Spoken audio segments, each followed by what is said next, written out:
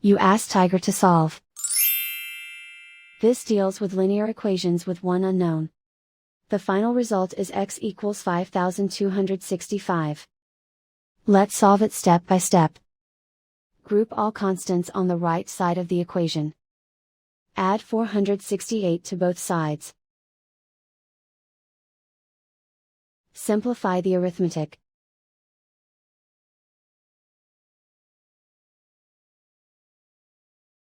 Isolate the x. Multiply both sides by 9. Group like terms. Multiply the coefficients. Simplify the fraction. Simplify the arithmetic. And so the final result is x equals 5265.